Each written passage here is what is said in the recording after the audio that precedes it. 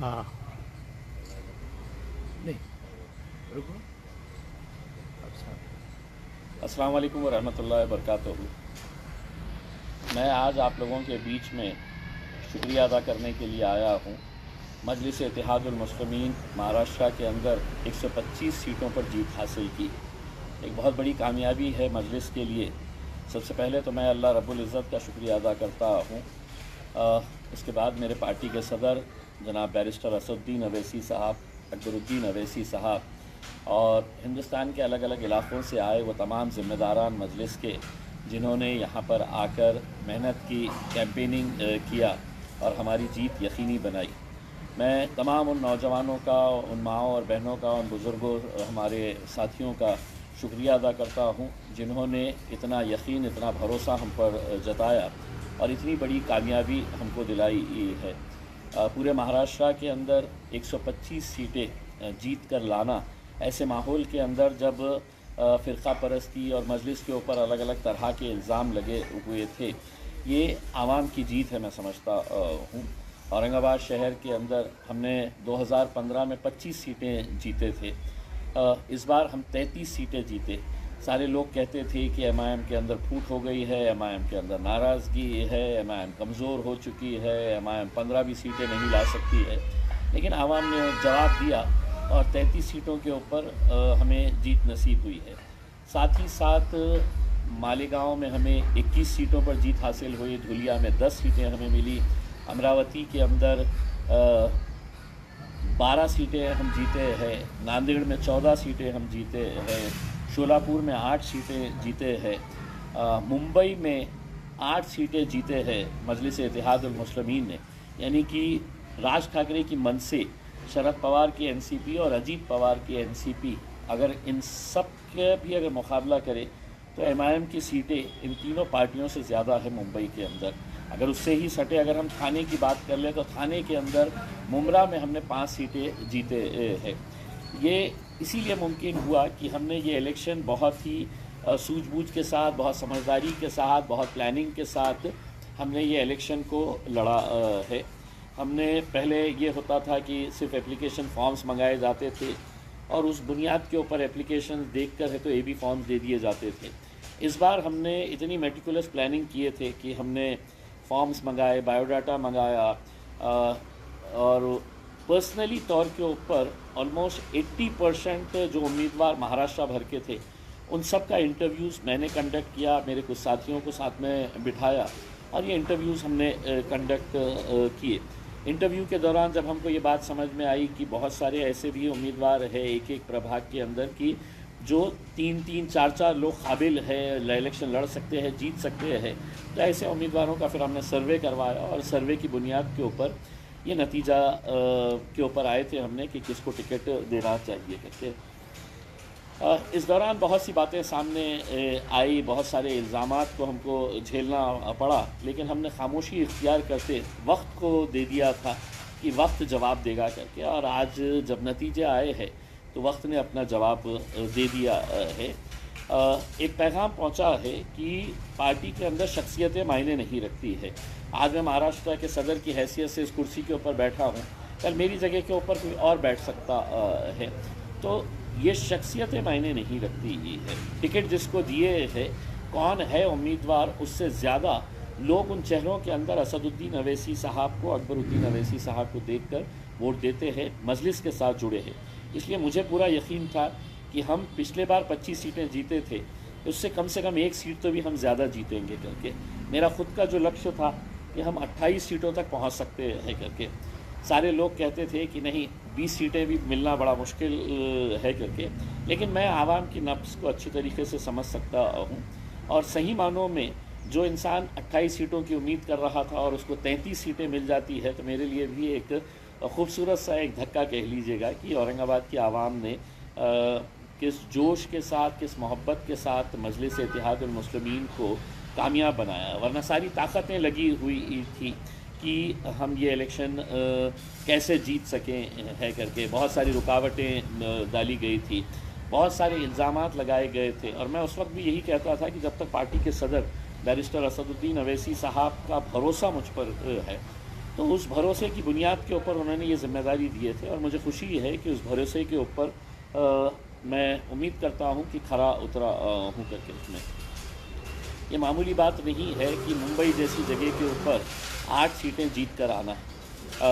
यकीनन हमने मजलिस की ताकत मुंबई के अंदर बढ़ाई है और मजबूती हम मुंबई के अंदर देंगे। बहुत अच्छा ऑर्गेनाइजेशन सेटअप हम वहाँ पर तैयार करेंगे और कोशिश करेंगे ये 8 के 16 कैसे होते हैं और 16 के 32 कैसे किए जा सकते हैं करके। लोगों का यकीन, लोगों का भरोसा जो दूसरी पार्टियों के ऊपर था, सो कॉल्ड सेक्युलर पार्टीज़ के ऊपर था, ख़ास तौर से कांग्रेस का, एनसीपी का और समाजवादी पार्टी का, तो एक बात लोगों के समझ में आ गई है कि समाजवादी पार्टी मुंबई की जो यूनिट है अबू आसिम आज़मी के ज़रिए जो चलाई जाती है, इसका रिमोट कंट्रोल अबू आसिम के पास नहीं है, इसका रिमोट कंट्रोल देवेंद्र फडणवीस के पास है। और कई मरतबा इन्होंने अपनी हरकतों से ये साबित कर दिया है। औरंगाबाद के अंदर ये एमपी का इलेक्शन लड़ाते हैं, एमएलए का इलेक्शन लड़ाते हैं, लेकिन कॉरपोरेशन के अंदर नहीं लड़ाते हैं। एमपी और एमएलए का इलेक्शन इसलिए लड़ाते हैं कि भाजपा उन्हें कहती है कि इम्तियाज़ जलील के या मजलिस के वोट काटना है करके। तो आप कॉरपोरेशन के अंदर क्यों नहीं लड़ते हैं? मतलब साफ है कि आपका रिमोट आपको इजाज़त नहीं देता है कि महानगर पालिका जैसे छोटे इलेक्शनों के अंदर जाओ, हमारे से पैसा लो और एमएलए एमपी का इलेक्शन लड़ो। तो ये लोगों को बात समझ में आ गई। इस वजह से आज मुंबई में भी समाजवादी पार्टी को धूल चाटनी पड़ी है।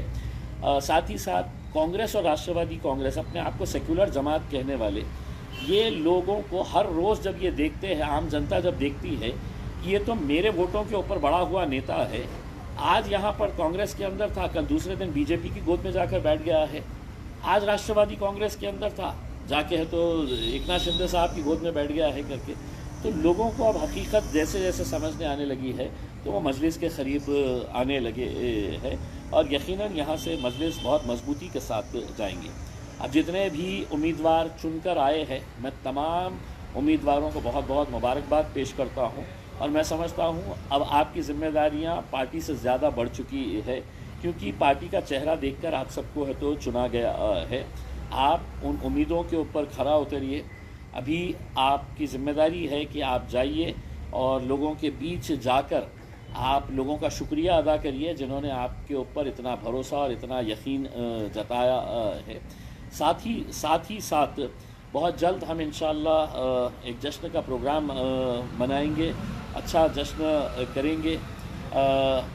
एक बात जो असदुद्दीन अवैसी साहब ने आज अपनी प्रेस कॉन्फ्रेंस के अंदर ज़रिए भी कहा है कि अब आने वाले वक्त के अंदर किसी शहर के अंदर अगर किसी का मेयर का इलेक्शन होना है या डिप्टी मेयर का इलेक्शन होना है तो हमारी पार्टी का क्या स्टैंड होगा।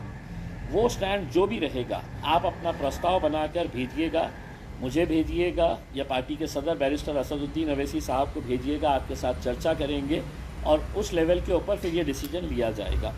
लेकिन किसी भी यूनिट ने अपने तौर के ऊपर ये फैसला करने का अधिकार अवैसी साहब ने किसी को नहीं दिया है। पार्टी जो भी फैसला करेगी, चाहे वो मेयर, डिप्टी मेयर का इलेक्शन हो, स्टैंडिंग कमेटी के चेयरमैन का इलेक्शन हो या नहीं, तो फिर कोऑप्ट मेंबर बनाने का भी जो फैसला रहेगा उसमें आपको पार्टी से राय मशवरा करके ही और पार्टी की रजामंदी मिलने के बाद ही आपको ये फैसला करना पड़ेगा। एक बात मैं आपको बता देता हूँ, चुनकर आने के बाद कुछ लोगों के रवैये बदल जाते हैं।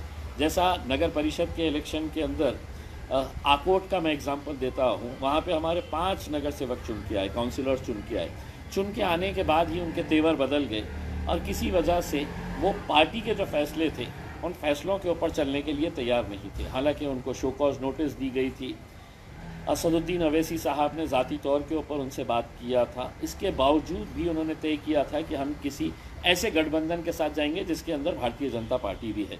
अब हम आपको साफ करना चाहते हैं कि किसी भी कीमत के ऊपर किसी भी तरह का कोई समझौता भारतीय जनता पार्टी के साथ नहीं हो सकता है। किसी भी तरह से एकनाथ शिंदे साहब की शिवसेना के साथ नहीं हो सकता है। इसीलिए आने वाले वक्त के अंदर आपका जो भी फैसला, जो भी सुझाव रहेगा वो आप पार्टी के आला कमान के पास भेजिएगा, हम चर्चा करेंगे, आपको भी बुलाएंगे और उसके बाद इंशाल्लाह जो भी पार्टी फ़ैसला करती है उसके ऊपर। जब आकोट के अंदर लोगों ने है तो पार्टी के फ़ैसले को नहीं माना, हमने अभी 4 दिन पहले ही 5 के 5 काउंसिलर्स को पार्टी से निकाल कर बर्खास्त कर दिया, पार्टी से उनको सस्पेंड कर दिया है। ठीक है, एक 5 साल के लिए तो वो वहाँ पे रहेंगे, वहाँ पर खुश रहेंगे। लेकिन उनको एक बात समझना चाहिए कि बिहार के अंदर भी जब हमारे इलेक्टेड एमएलएस मजलिस की निशानी के ऊपर, पतंग की निशानी के ऊपर चुनकर आने के बाद जब वो आरजेडी चले गए तो वो 5 साल तो उनके साथ मस्त रहे, लेकिन 5 साल के बाद जब इलेक्शन आया तो हर एक को वहाँ की जनता ने धूल चटा दी।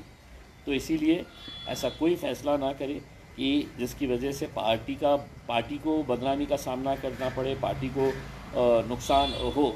और यकीनन एक बात मैं ये कहना चाहूँगा कि हमारे जितने भी म्युनिसिपल कॉरपोरेशन के कॉरपोरेटर्स चुनकर आए हैं, म्युनिसिपल काउंसिलर्स चुनकर आए हैं, हम बहुत जल्द एक डेट का ऐलान करेंगे और उस डेट में हम पूरे के पूरे अपनी अपनी गाड़ियों के अंदर अपने गाड़ी के ऊपर झंडा लगाकर एक काफ़िला हम हैदराबाद दारुसलाम जाएंगे बैरिस्टर असदुद्दीन अवैसी साहब का शुक्रिया अदा करने के लिए।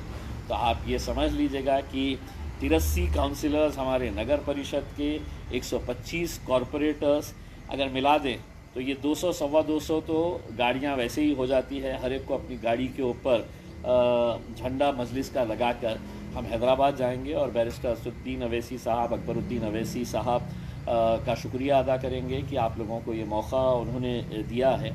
और साथ ही साथ आप लोगों को भी जो मजलिस से जुड़े हैं उन्हें तो मालूम है कि दारुसलाम क्या है, लेकिन जो नए लोग हैं उन्हें भी मौका मिलेगा कि हैदराबाद में जाकर वो दारुसलाम देखे कि वहाँ पर काम करने का तरीक़ा कैसा होता है, कैसे पूरे कॉरपोरेटर्स एक जगह के ऊपर बैठते हैं, एमएलएस एक जगह के ऊपर बैठते हैं। कुछ वैसे ही सिस्टम्स जो है वो महाराष्ट्र के अंदर हम कोशिश करेंगे कि मुख्तलिफ़ कॉरपोरेशंस के अंदर इसको लागू करें। तो एक बार फिर से आप सभी लोगों का बहुत बहुत मैं मुबारकबाद पेश करता हूँ और उम्मीद करता हूँ जिस यकीन और जिस भरोसे के साथ लोगों ने आपको चुनकर दिया है उसके ऊपर आप खरे उतरेंगे। बहुत बहुत शुक्रिया।